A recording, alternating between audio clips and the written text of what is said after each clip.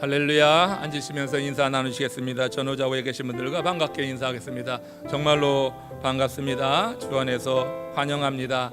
이렇게 주님을 대할 때마다 오늘 일부에도 말씀드리고 새벽마다 말씀하는데 정말 요즘은 이렇게 대면하여 보는 여러분들 볼 때 너무너무 감동이 되고 감격이 됩니다. 주의 종에게 더 큰 감동을 주시고 또 서로 바라보면서 예배할 때 하나님이 주시는 은혜 안에서 더욱더 큰 그런 하나님의 은총을 경험하는 우리 남풀의 가족들 되기를 주의 이름으로 축원합니다. 우리가 이렇게 모이는 것이 하나님께서 얼마나 기뻐하실까.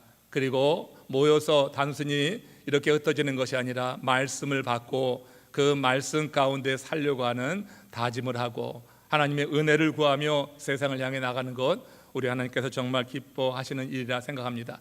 우리가 여러 가지 많은 기도를 올려야지 되는데, 저는 요즘 같은 시기에 우리가 이 이민자로서 타국에 살고 있지만 우리나라를 위해서 정말 기도해야지 되겠다.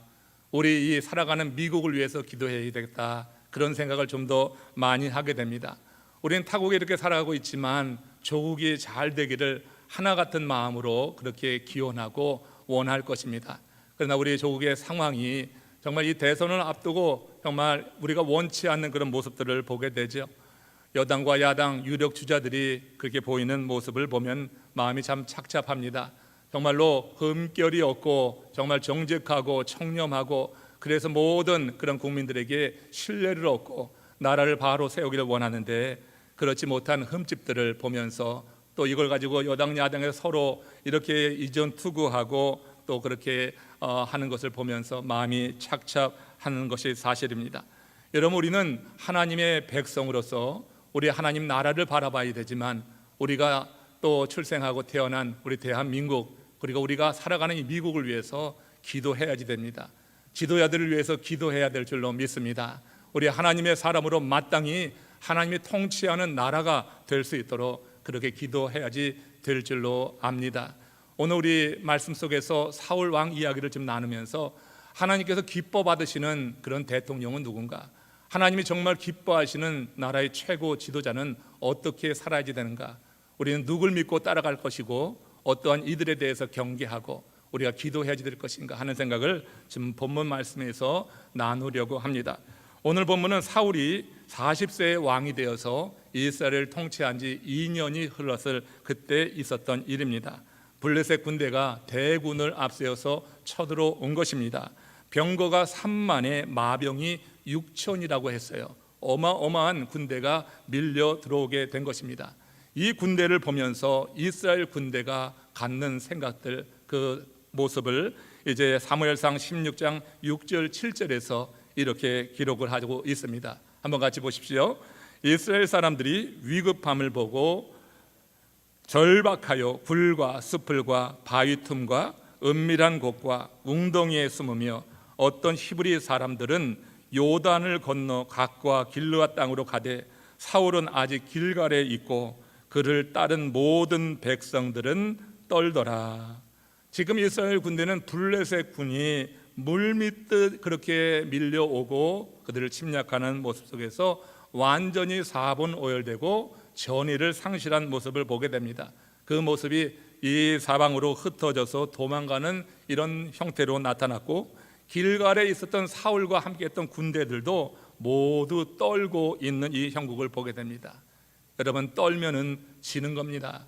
전쟁에 나간 군대가 떨고 있으면 전쟁을 해볼 필요도 없는 것입니다.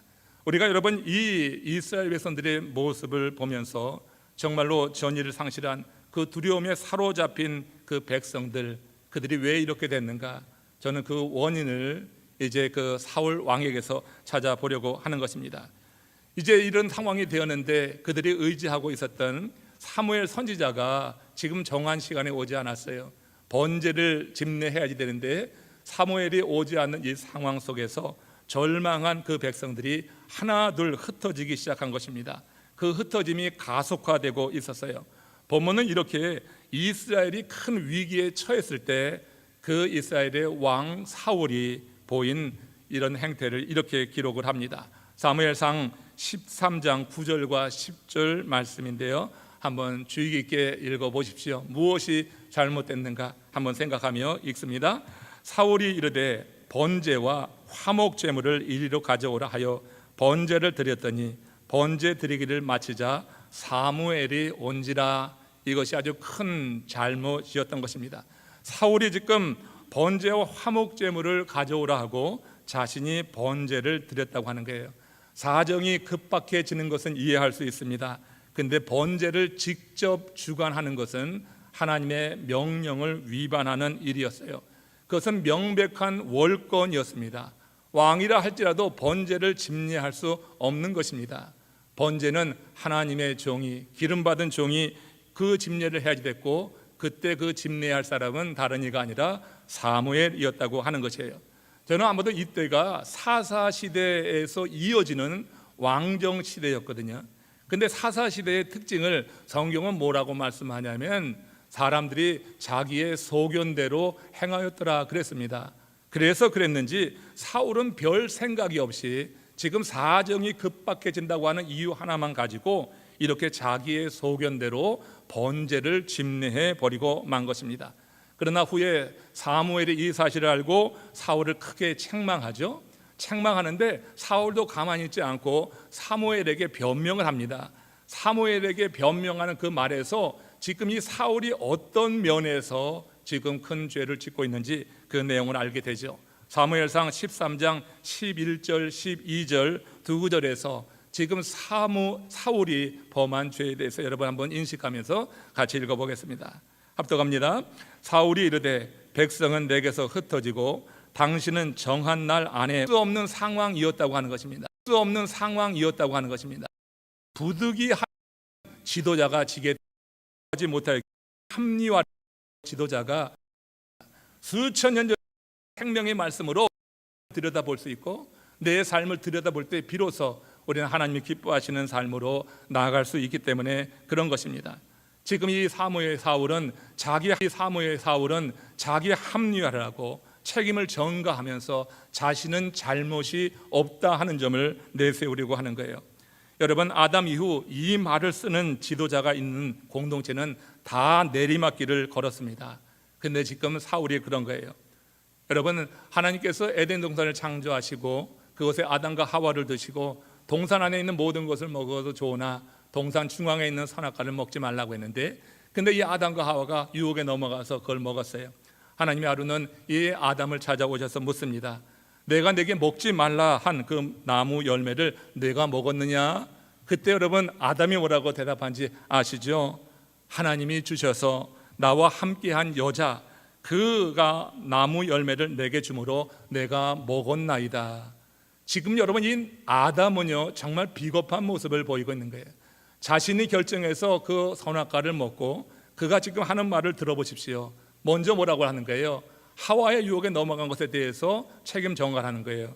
하나님이 저에게 주셔서 함께한 그 여자, 남편이 되어서 아내를 이렇게 여러분 비난하고 정죄하는 것 남자 할 일이 아니죠.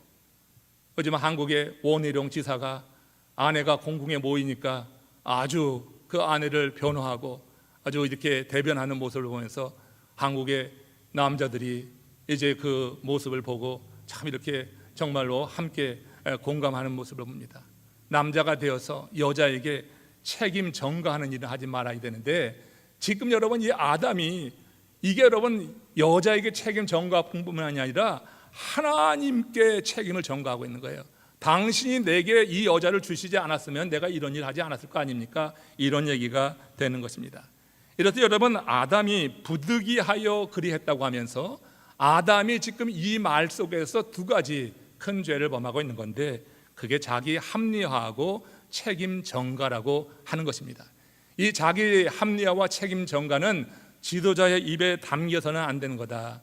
아담 이후 이렇게 그 부득이하여라고 하는 말을 한 지도자 밑에서 공동체가 온전히 선 적은 없는 것입니다. 사무엘은 이에 이 사울이 곧 폐위당할 것이다 이렇게 경고를 하고 그가 잊고 있고 간과했던 실체에 이제 접근하게 하는 거예요. 그 문제가 무엇이었는가? 사무엘상 13장 13절 말씀입니다. 합독합니다. 왕이 하나님 여호와께서 왕에게 내리신 명령을 지키지 아니하였도다. 이것이 본질인데 사울은 자기 합리화를 하고 있고 책임 전가를 하면서 나는 잘못한 일이 없다. 지금 사울은 가장 큰 죄를 짓고 있는 거예요. 하나님이 명하신 명령을 지키지 않았다고 하는 이 사실에 대해서 그는 분명히 인식하고 잘못을 고백했어야지 되는데, 이에 대해서는 생각이 없이 그는 책임을 전가하고 자기 합리화를 하고 나 잘못한 것 없다, 근본적인 죄를 지금 사울은 짓고 있는 것을 우리가 보게 되잖아요. 사울은 변명하고 탓하기 전에 문제의 본질을 파악하고 자신의 잘못을 인정해야지 됐습니다. 그런데 그는 본질을 주목하기보다는 현실의 눈길을 빼앗긴 거예요. 사람들이 흩어지는 거예요. 그 백성이, 군대가 흩어지는 거예요. 자기와 함께하고 있는 그 백성들마저 떨고 있는 거예요. 이런 현실을 주목하게 되면서 계속 실수를 더해갖고 결국은 이런 합리화와 책임 전가라고 하는 두 개의 큰 죄를 짓고 있는 것입니다. 여러분, 속도보다 중요한 것이 뭐라고 말합니까? 그것은 방향입니다. 요즘 많이 인용되는 말인데 정말 그런 겁니다. 속도보다 중요한 것이 방향입니다. 여러분, 방향이 잘못 세워진 가운데 속도를 가하게 되면요, 더 큰 죄를 짓는 거예요. 속도가 바로 늦어도 방향이 바로 정해지면 그 끝은 목적지에 가게 되는 것입니다. 여러분, 지금 이 사울은요, 방향을 잘못 정하고 속도를 가속화하려고 했던 거예요. 사무엘이 오지 않으니 내가 번제물과 화목제물을 불러서 번제를 드렸나이다, 이거 빨리 해야지 되겠다는 속도감에 늦으면 큰일 나겠다, 사람도 흩어지는데, 이런 생각에 사로잡히게 되니까, 그러니까 본질을 잊어버리고 현실의 눈길을 빼앗기게 되니까 이와 같은 일을 행하고 자기 변명에 빠져 있는 것을 보게 됩니다. 그러면 사울왕은 왜 방향보다 속도를 택하게 된 것인가? 오늘 이 사실 한번 같이 생각해 보면서 우리가, 여러분, 우리의 지도자들을 세울 때 이 부분에 대해서 먼저 생각하고 그리고 기도하고, 이런 부분을 정말로 온전히 세우는 가운데 세워지는 지도자를 위해서 구해야 되겠습니다.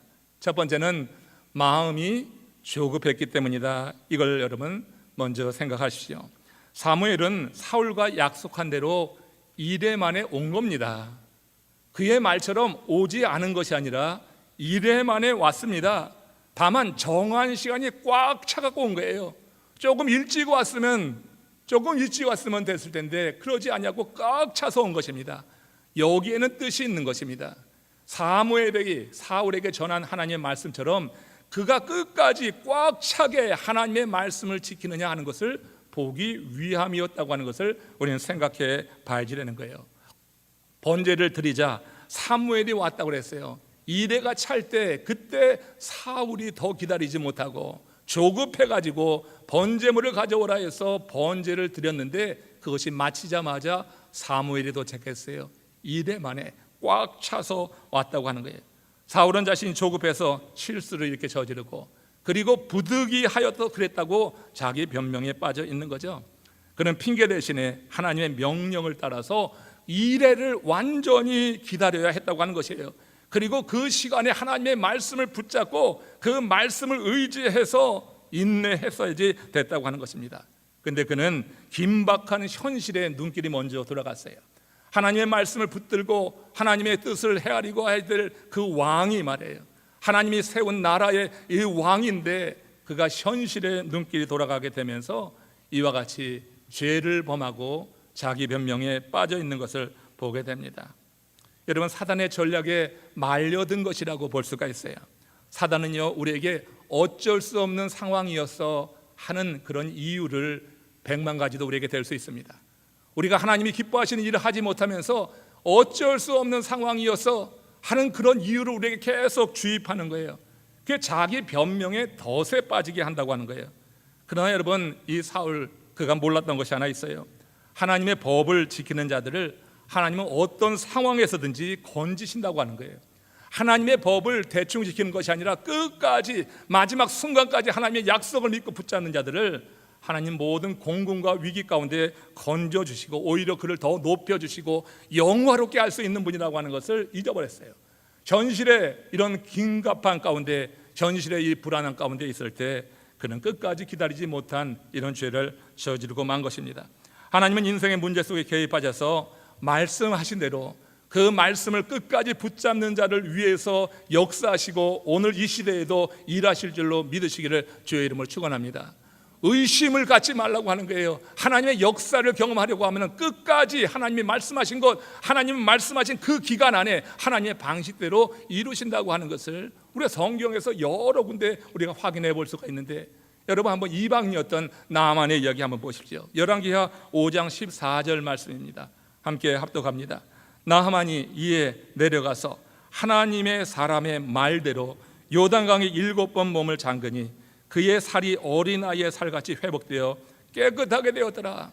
아람의 장군, 그러나 그가 문둥병에 걸려가지고 그것으로 인하여서 이제 큰 고통을 당할 때, 이제 어린 여종 계집종의 이야기를 듣고 엘리사를 만났을 때 엘리사가 그의 몸을 요단강에 7번 담그라 그렇게 말했어요. 명령만 하고 얼굴도 보이지 않았어요. 근데 그 말을 듣고 시험을 당했었지만 옆에 있었던 하인이 권면하고, 그리고 그 말을 듣다 보니까 일리가 있었어요. 그러니까 이 나하만이 믿음을 가지고 요단강에 몸을 7번 담갔던 것입니다. 여러분 생각해 보세요. 저는 그런 생각을 해. 이 나하만이 요단강에 몸을 담았어요. 한 번 담았어요. 그리고 다시 올라왔을 때 조금 나아짐이 있어. 그럼 두 번째 몸 담그는 거 쉬워요? 어려워요? 쉽죠. 아, 효과가 있네. 그래 담글 거예요. 세 번째, 네 번째 계속해서 몸이 나아졌다고 하면은, 그러면 여러분 7번 담그는 건 문제가 아닌 거예요. 정말 이제 7번 담그면은 내 몸이 낫겠다 이렇게 생각을 하는 겁니다. 그런데 여러분 어땠어요? 나아만이 요단강에 몸을 6번 담갔을 때까지 아무런 변화가 없었어요. 아무런 변화가 없었어요. 이 말을 지키는 것이 옳은가 하는 그런 의심이 들 수 있었지만, 그러나 이 나아만 장군은요 7번 믿음을 가지고 몸을 담갔을 때 그때 어린아이 같이 이렇게 흰 피부, 아주 깨끗한 피부로 회복되는 것을 보게 됩니다. 여러분 우리의 문제가 뭐냐면은 한 번 해보고 두 번 해보고 안 되면은 포기하는 거예요. 내가 이렇게 해봐야 소용없다. 우리가 제 9차 40일 새벽 부흥성을 지금 진행하고 있는데 열심히 참여하다가 아무리 해봐도 뭐 되는 것도 없는 것 같은데, 내 생활에 변화가 없는 것 같은데, 하나님의 응답이 없는 것 같은데, 이러면서요 우리가 참여 안 할 수도 있는 거예요. 누굴 지목해서 하는 이야기가 아니라 일반적으로 그런 겁니다. 반복했는데 몇 번 했는데 내게 변화가 나타나지 않으면 우리는 그런 생각을 하고 중단할 수가 있습니다. 그러나 여러분 지금 이 나하만을 보세요. 하나님을 섬기는 하나님 백성도 아닌데 하나님의 종의 말을 듣고 그 말을 의지해서 지금 몸을 담근 거예요. 뭐라고 했어요? 나하만이 이에 내려가서 하나님의 사람의 말대로, 자기의 생각, 하인의 말이 아닙니다. 하인이 권면해서 들어가게 됐지만 지금 분명한 것은 하나님의 사람의 말대로 몸을 7번 담근 거예요. 그때 역사가 일어나는 거예요. 여러분 6번째까지는 변화가 없었어요. 그러나 7번째 들어갈 때 꽉 찰 때, 하나님의 말씀을 끝까지 꽉 차게 지켰을 때 역사가 일어났다고 하는 것을 여러분 어떻게 생각하세요? 지금 여러분 사울은 이래가 될 때까지 꽉 찰 때까지 기다렸어야 돼요. 그러나 여러분 이래가 되는 그날 아직도 오지 않았어. 번제와 화목제물을 가져와 내가 번제를 드릴게 월권하면서 하나님의 명령을 위반하고 그리 행하는 일로 인해서 그는 복을 받지 못하고 이렇게 화를 당하게 되었다고 하는 것입니다. 여러분 하나님의 시계는요 너무 늦게 가는 것으로 여겨질 때가 있죠. 내 문제는 너무 긴박하고 너무 급한데 하나님의 시계가 너무 늦게 가는 것 같아. 그럴 때 여러분 얼마나 답답해요. 그러나 하나님의 시계는 늦게 가는 것 같아도 방향이 바르기 때문에 항상 정확하게 하나님이 말씀하신 그때에 하나님이 역사하시는 줄로 믿습니다. 내가 조급하기 때문에 그러는 거예요. 누굴 탓합니까? 어디다가 백성 탓을 합니까? 지도자가 돼갖고 창피하게 어디다가 하나님의 종에게 그 탓을 올리고 늦게 왔기 때문이라고 말을 합니까? 지도자 자격이 없는 것입니다. 여러분 하나님의 시계는 늦게 흘러가는 것 같아요. 그러나 항상 정확하게 하나님의 정한 때에 이루어진다. 우리의 인생길이 막히고 삶의 변화가 없어서 소망이 사라지고 삶의 무게에 눌릴 때 누구나 절망할 수 있습니다. 그러나 여러분 절망은 객관적인 사실이 아니에요. 그것을 받아들이는 우리 마음의 결과입니다. 절망은요 사단이 그렇게 뿌려놓는 씨앗을 우리가 받아들이는 거예요. 객관적인 게 절대 아니에요. 절망은 철저히 주관적인 것입니다. 내가 마음이 그걸 받아들이면 절망하는 것입니다. 절망하는 상황 속에서도 마음이 거부하고 말씀을 의지하면은 절망하지 않고 그 절망한 현실 속에서 하나님의 역사를 기대하는 줄로 믿습니다. 절망이 그런 거예요. 지금 사울은 절망했어요. 하나님의 약속을 끝까지 붙잡지 못했기 때문에 절망한 거예요. 꽉 차도록, 이래가 꽉 차도록, 밤 12시가 되도록 그 말씀 가운데 거해 있어야지 되는데, 이래되는 낮에 그만 이렇게 자기 스스로 결정하고 번제를 드렸다가 이렇게 부득이하여라고 하는 정말 창피찬란한 그런 말을 하는 왕이 되고 말았어요. 여러분, 어느 공동체든지 그런 말을 입에 습관처럼 달아가지고는 지도자 되기 어렵습니다. 우리 교구장님들, 우리 석장님들, 석회 인도자님들, 사역자님들, 크든 작든 이 공동체를 이끌어가기 위해서, 이게 되기 위해서는 부득이하여 이런 여러분 습관적인 말을 우리 입에서 거두어야지 됩니다. 하나님이 주시는 지혜로, 우리의 열정으로 하나님께서 내게 맡기신 이 공동체를 세우기 위해서 우리는 힘써야 될 것이라고 하는 것을 오늘 이 사울 이야기 속에서 우리도 배워야 돼요. 대통령을 세울 때 위에서 우리가 기도해 줄 대목이기도 하지만 우리 자신에게 그렇게 적용해 보는 것이 옳다 생각합니다. 두 번째, 우리가 이 사울이 방향이 아니라 속도를 선택한 그 이유는 그가 기도하지 않았기 때문이다 하는 거예요. 여러분, 사람이 건강하려고 하면 세 가지가 조화를 이루어야지 돼요. 잘 먹고, 잘 운동하고, 적당히 운동하고, 호흡이 규칙적이 돼야지 사람이 건강합니다. 영적으로도 같은 원리가 적용됩니다. 세 가지가 조화를 이루어야지 돼요. 말씀과 전도와 기도가 조화를 이루어야지 됩니다. 말씀만 듣는 것을 사모하고 있어서는 안 돼요. 들은 말씀을 가지고 전할 수 있는 그와 같은 행동하는 모습이 있어야 되고, 그 행동을 할 때 하나님의 도움을 청하기 위해서 기도하는 것이 같이 조화를 이루어야지 되는 거예요. 어떤 경우에 하나님의 말씀을 듣는 건 그렇게 좋아해. 그런데 실제 행동은 전혀 없는 경우도 있잖아요. 우리가 영적으로 건강하려고 하면 이 말씀과 전도와 기도가 함께 조화를 이루어야지 돼요. 영적인 관점에서 보면 말씀은 음식입니다. 몸이 건강하기 위해서 음식을 잘 먹어야지 돼요. 또 영적인 이 차원에서 보면은 전도는 운동입니다. 우리가 건강하기 위해서는 적당하게 운동해야지 됩니다. 또 우리가 이렇게 호흡이 규칙적이어야지 되는 것처럼 우리가 영적으로 건강하기 위해서는 영적인 호흡이 뭐예요? 그게 기도라고 하는 것입니다. 여러분, 이 세 가지가 조화를 이루어야지 돼요. 그런데 이 중에 가장 중요한 것을 하나 고르라고 하면은 뭘 골라야지 될까요? 그것은 호흡입니다. 기도입니다. 사람이 먹지 않아도, 운동하지 않아도 그래도 상당히 오랜 기간 살아낼 수 있습니다. 그러나 호흡하지 않고는 한순간도 견딜 수 없는 게 우리 인간의 연약함이에요. 우린 기도해야지 하나님이 우리와 함께 하심으로 인해서 이 죄악된 세상에서 이렇게 부득이하여 그랬다, 어쩔 수 없는 상황이었다, 자기 자신을 합리화하고 책임을 전가하는 것에서 벗어나서 하나님께서 우리를 위해서 십자가의 대속의 죽음을 그 아들을 통하여 죽게 하시고, 그래서 내 죄를 사하여 주셔서 진실로 내가 자유하게 되었냐고요. 그 자유함을 가지고 하나님의 은혜 가운데 내가 머물러 있느냐고요. 그렇다고 하면 우린 여러분 이렇게 머물러 있어서만 되지 않는 것입니다. 우리가 진정으로 호흡하는 것, 기도하는 걸 통하여서 하나님의 역사를 순간순간 경험하면서 우리 하나님의 뜻을 헤아리고 하나님이 원치 않는 일들을 끊고 그러는 가운데 하나님 안에 서 있다고 하면 여러분 그 인생을 하나님께서 반드시 책임지시고 세워주실 줄로 믿습니다. 중간에 포기하고 부득이하여 그랬다고 하는 말을 이제 더 이상 하지 않았으면 좋겠어요. 연약해서 한두 번 그런 생각을 할 수 있지만 그걸 자꾸 입으로 내서 내 삶에 대해서 변명하려고 하는 유혹에서 좀 벗어나시기를 바랍니다. 여러분, 성경은 기도만은 절대로 쉬지 말라고 했으니 기도할 때 하나님께서 그런 변명 없이 하나님의 일을 감당할 수 있도록 우리를 도와주실 것이다 생각합니다. 사무엘은 기도를 쉬는 것을 그래서 죄라고까지 말했습니다. 우리가 인생의 위기에 처했을 때 살 수 있는 유일한 길이 하나 있어요. 그게 바로 주의 이름을 부르는 것입니다. 오늘 우리 찬양단이 찬양을 했죠. 예수 이름을 믿는 자, 되게 아주 힘차게 찬양을 했어요. 마지막 찬양으로 너무 감사했어요. 오늘 말씀이 바로 여기에 있습니다. 로마서 10장 11절에서 13절, 우리가 인생의 위기에 처할 때, 어려울 때, 정말 진퇴양난일 때 우리가 할 일을 이렇게 말씀합니다. 시작.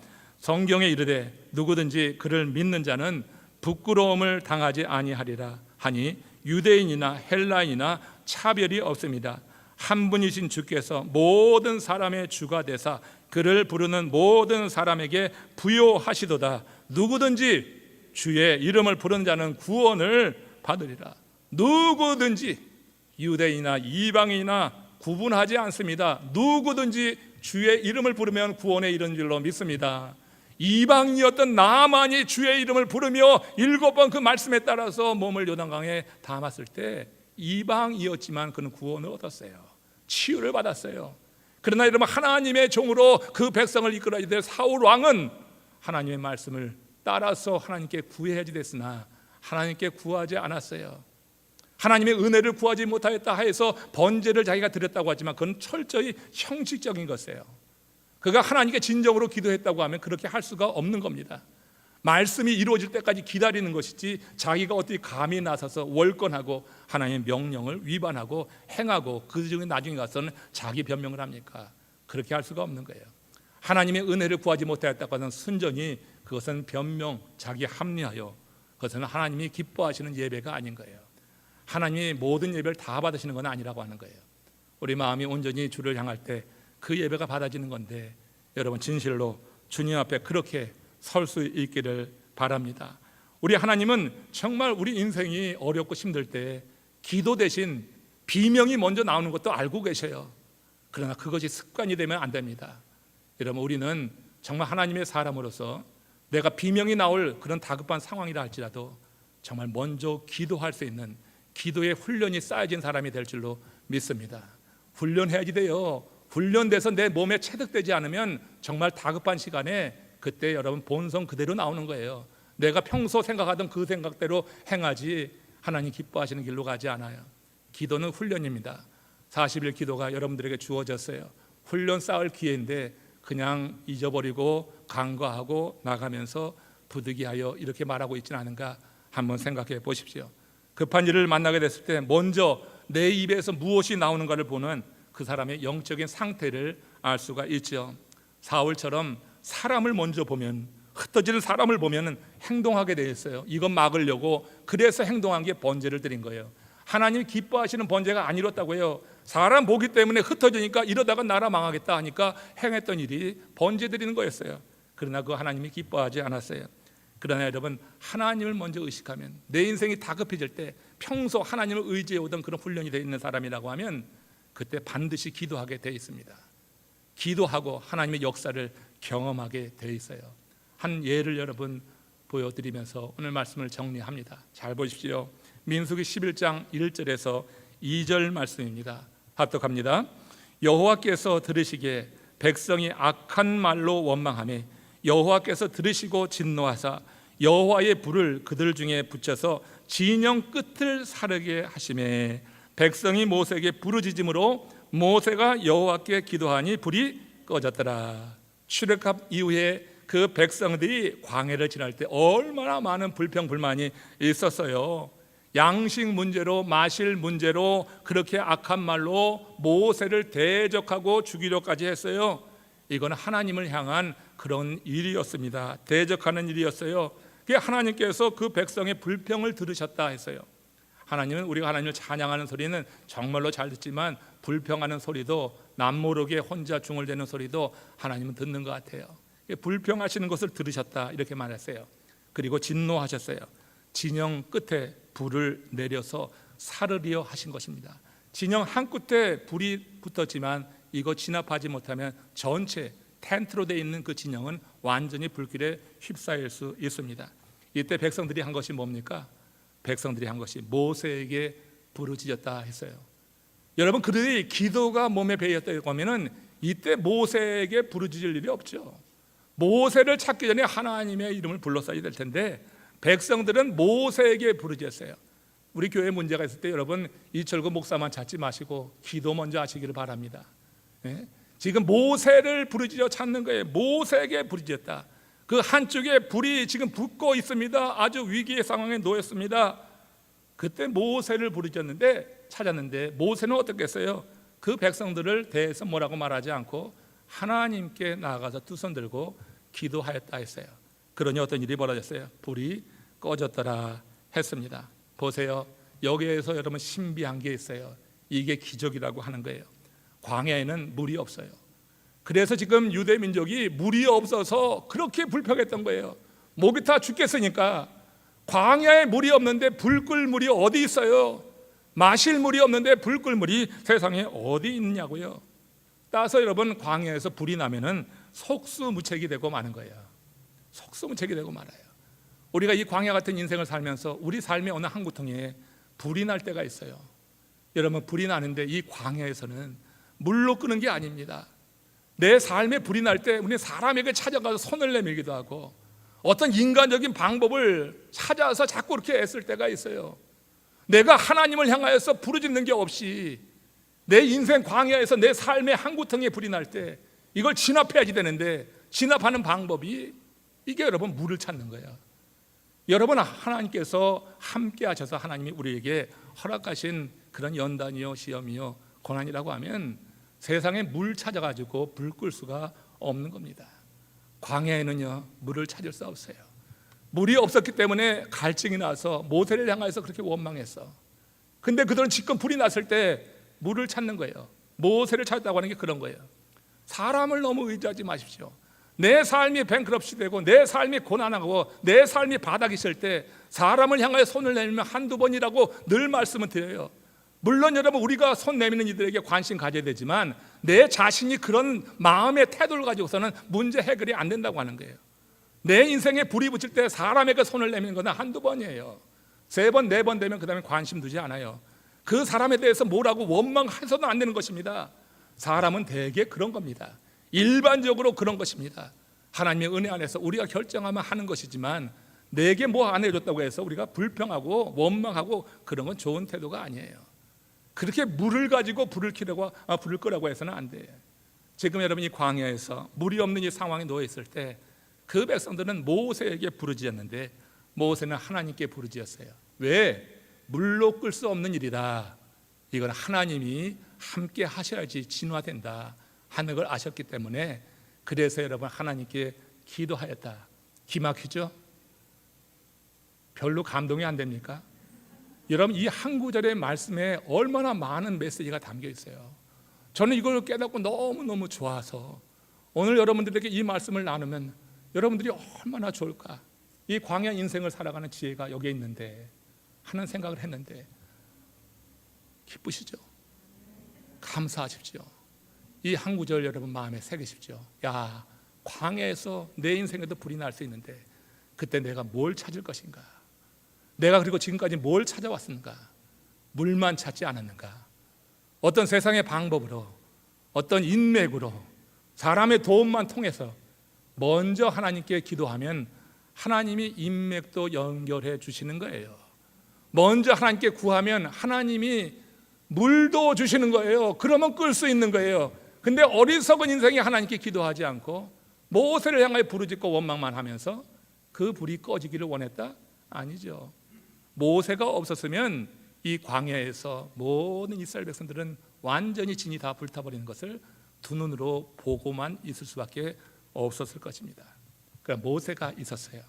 지도자가 바로 선다고 하는 것, 하나님의 말씀을 갖고 선다고 하는 것은 중요한 겁니다. 그 공동체에 모세가 없었다고 하면 어떻게 되었을까?